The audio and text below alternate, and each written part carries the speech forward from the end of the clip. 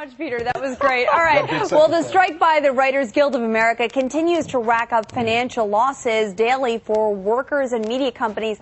For example, a Golden Globe nomination or one helps studios and the box office bring in millions of dollars. But now that annual awards dinner is canceled, films that get nominated or win stand to lose millions because they don't have the Golden Globe recognition. Here to talk about how studios and films could lose out at the hands of picketing writers is entertainment economic analyst Hal Vogel. Good morning. Good morning.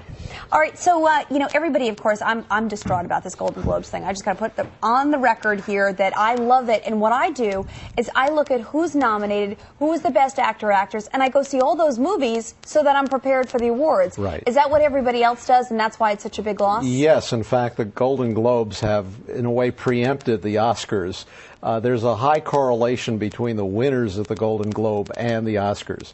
And so the immediate benefit to the studios is seen on the Golden Globes, nominations and then winners.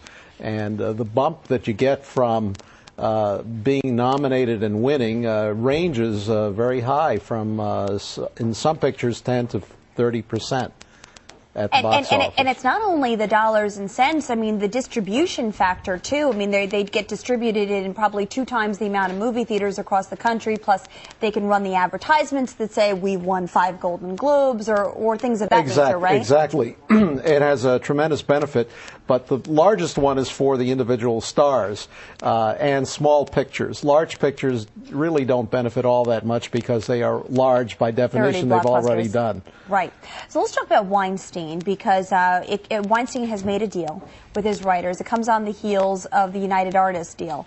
Do you expect more deals, and how are they getting it done, but some of the other major production companies are not? Well, they're saying that we will abide by any contract that is finally agreed upon, and that's fine as far as it goes. There will be more small independent deals made as exemptions to the Writers Guild strike, but I think that it is fractionalizing or balkanizing the whole strike issue, and it will not really do anything to solve the problem. Okay, well, but what is the difference about what Harvey Weinstein and United Artists did? What did the writers agree to there that they have been fighting with in terms of the other major production houses? The major dispute seems to center on Internet downloading. And the problem is that it's very difficult to define what is an Internet download, how long does it go on, what you should be paid for it. And the studios really don't know that. And I think that this is going to take a long time yet to resolve.